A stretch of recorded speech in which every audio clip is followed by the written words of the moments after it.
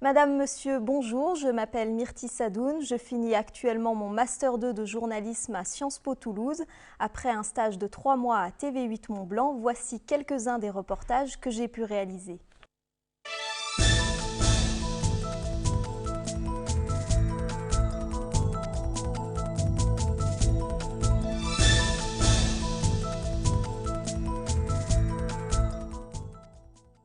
Ils l'avaient annoncé, les agriculteurs de Haute-Savoie bloquent depuis minuit le dépôt pétrolier de Vauvray dans l'agglomération annécienne.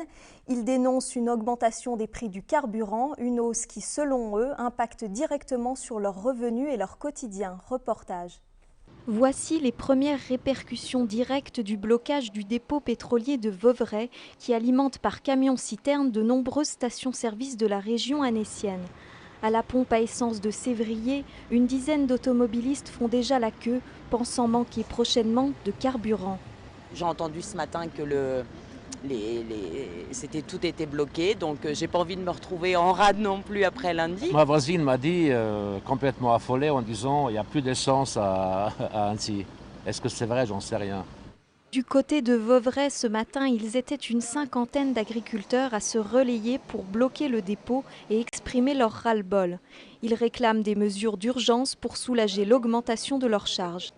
Aujourd'hui, on attend de l'État une prise en compte de notre métier, de nos doléances, qu'on puisse avoir, nous aussi, comme les marins-pêcheurs, accès à un fuel professionnel. Parce qu'aujourd'hui, si on veut avoir des coûts de production qui soient raisonnables, on veut pouvoir avoir accès à un fuel professionnel à des prix raisonnables. L'État aujourd'hui fait des gros profits avec les taxes qui retouchent grâce à l'augmentation du prix du pétrole et des carburants. Donc nous, on demande à ce que l'État prenne en compte la France qui se lève tôt, la France qui travaille, et on veut vivre du prix de nos produits. En moyenne, un agriculteur consomme 300 à 400 litres de carburant par jour. En 6 ans, le prix de celui-ci a doublé. Mais les agriculteurs doivent également faire face à d'autres augmentations et à un climat de début d'année difficile. Il y a également toutes les charges qui ont suivi, donc l'augmentation des engrais, augmentation des phytosanitaires, toutes des charges qui font des plus 20, plus 30, 40, plus 40%, certains engrais. Qui plombent nos exploitations. Surtout après une année passée, l'année passée qui a été une année qui est un peu mauvaise au niveau climatique.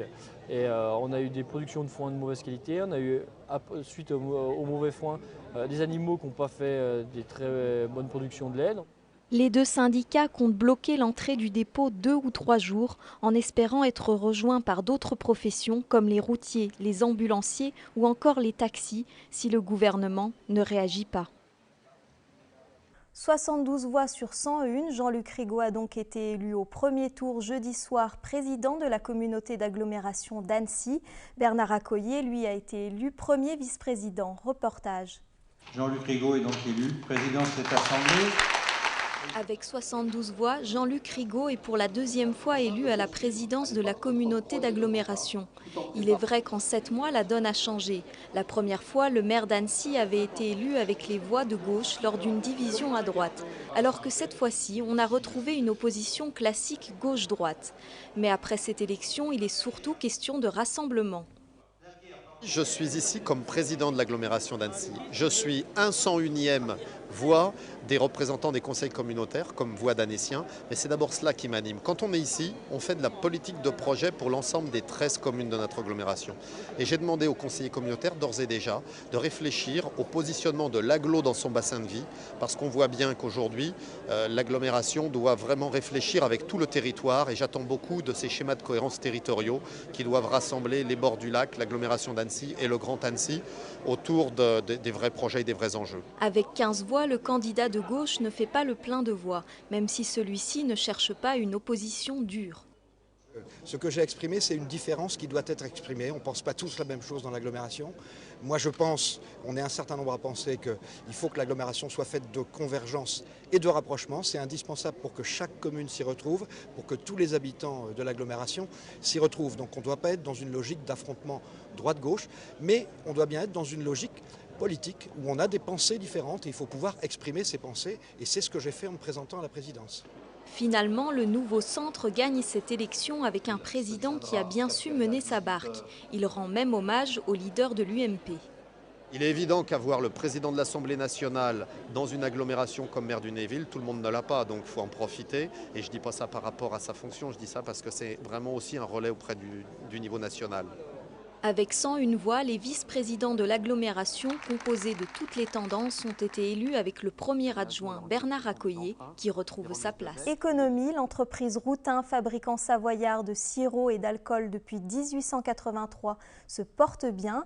Une présentation de ces nouveautés a eu lieu mardi. La société se situe au 2e rang des fabricants mondiaux de boissons rafraîchissantes sans alcool. Reportage. 55 millions d'unités produites par an, diffusées dans plus de 76 pays. Avec un chiffre d'affaires qui devrait progresser cette année de 15 à 20%, le premier exportateur mondial du sirop ne semble pas souffrir de la baisse du pouvoir d'achat. Le sirop est beaucoup moins cher en prix de revient pour un consommateur qu'une boisson prête à boire. Ça, c'est la première chose.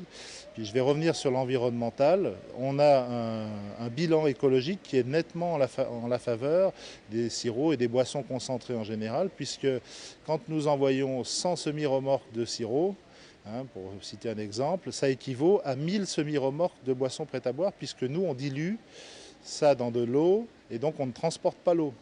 Donc l'équilibre écologique est très en faveur des boissons concentrées. 400 recettes de sirop, dont le sirop équitable cautionné par le label Max Havelaar, le sirop bio ou encore le sirop sans sucre, avec comme objectif séduire le consommateur. Basiquement aujourd'hui, un consommateur recherche des produits avec des spécificités fortes, quel que soit leur univers. Je veux dire, ce qu'ils peuvent acheter au rayon chocolat, par exemple en équitable, ou au rayon café, ou au rayon riz, forcément ils le cherchent aussi au rayon sirop. Mais pour être une entreprise leader et conquérir de nouveaux marchés, il faut sans cesse repenser le concept même d'un produit. Il faut arrêter de penser que le sirop ne se dilue que dans l'eau.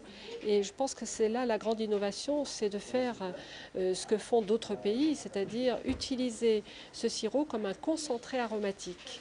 Et c'est là qu'il devient très intéressant, très économique et très innovant. Ça va permettre toutes sortes d'aromatisations, beaucoup de créativité de la part des consommateurs. Le sirop savoyard se porte donc bien avec un chiffre d'affaires de 65 millions d'euros et 182 employés en Savoie. Et vous, êtes-vous à jour de vos vaccins? Pour les enfants qui sont très suivis, il y a rarement des problèmes, mais les années passent, les rappels s'espacent, on ne sait pas toujours où se trouve le carnet de santé. Cette semaine de la vaccination est l'occasion de faire le point. Reportage. Une simple piqûre et de nombreuses maladies comme la coqueluche, la diphtérie ou encore le tétanos peuvent être évitées. En France, alors que la majorité des enfants est vaccinée, les parents oublient ou négligent certaines vaccinations. Je m'applique pour les enfants à faire un maximum pour que surtout mes filles n'aient pas de soucis lors des grossesses. C'est mon inquiétude, ce que je n'avais pas moi. Voilà, donc régulièrement. Et puis lors des voyages, mettre à jour tous les vaccins obligatoires. Mais c'est vrai que je ne suis pas pour une vaccination sur tout, mais seulement sur ce qui risque d'arriver lors de mes voyages ou la vie de tous les jours. Alors, négligence, peur de la piqûre ou manque de conscience de la gravité de certaines maladies. Pourtant, pour les adultes, il n'est jamais trop tard pour remettre son carnet de vaccination à jour. Chez l'adulte, donc, il suffit donc de se vacciner tous les 10 ans si on a été au moins vacciné 7 fois dans sa vie depuis la petite enfance.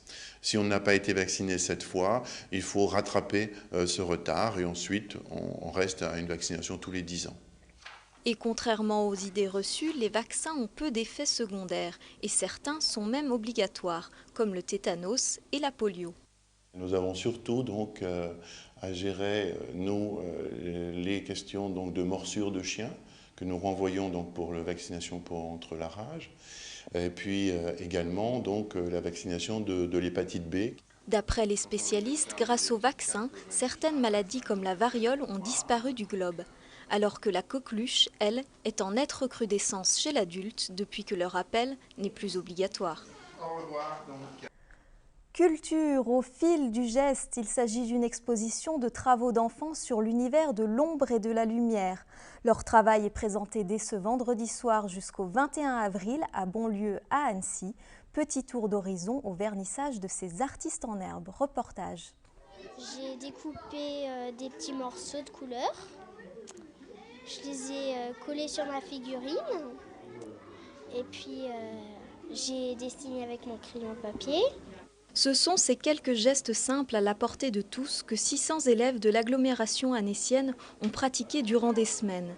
Ils ont imaginé et fabriqué des personnages, des atmosphères encadrés par des artistes. Alors nous, on avait imaginé des mises en scène à partir des contes en amont. Donc moi, j'ai arrivé avec une liste des éléments qu'il y avait à fabriquer, les personnages, les décors. Et on répartissait tous ces éléments au sein de la classe pour avoir l'ensemble des éléments pour pouvoir raconter cette histoire en atelier de manipulation. À travers 4 ateliers de fabrication de marionnettes et de manipulation, les élèves ont pu mettre en jeu les liens entre le geste, la silhouette d'ombre et l'écran. Une approche ludique mais aussi pédagogique. Nous avons travaillé l'expression écrite en parallèle avec un texte qui nous avait été proposé.